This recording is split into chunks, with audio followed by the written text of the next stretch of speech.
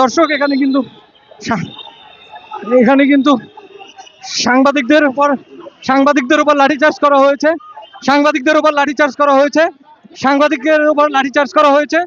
দর্শক এই মুহূর্তে কিন্তু সাংবাদিকের উপর লাঠিচার্জ করা হয়েছে, সেই দৃশ্যটি দেখানোর চেষ্টা করছি।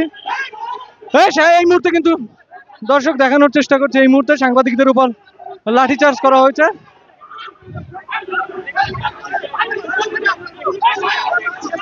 দর্শক এই মুহূর্তে কিন্তু সাংবাদিকদের উপর গণহারে সাংবাদিকদের উপর এই মুহূর্তে হামলা করা হচ্ছে, পুলিশ লাঠিচার্জ করছে গণহারে সাংবাদিকদের উপর, সদুত্তর দিতে না পেরে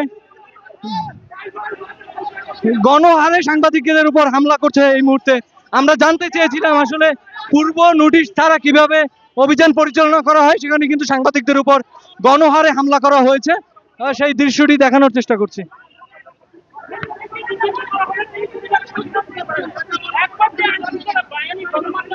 দর্শক আইন শৃঙ্খলা বাহিনী কিন্তু আবারও সাংবাদিকদের উপর হামলা করেছেন। এখানে দর্শক আমরা যে জানানোর চেষ্টা করি, এখানে কিন্তু হেলমেট পরা মুখোশধারী একজন অজ্ঞাত ব্যক্তি নেতৃত্ব দিচ্ছিলেন অভিযানের। আমরা তার কাছে জানার চেষ্টা করছিলাম আসলে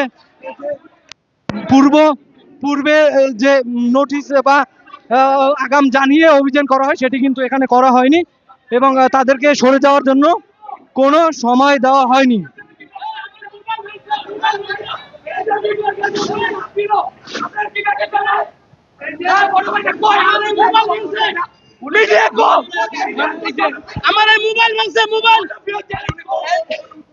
উনি বাংলাদেশ প্রতিদিনে আছেন, নেহাল ভাই, উনি হচ্ছেন নেহাল, বাংলাদেশ প্রতিদিনে আছে।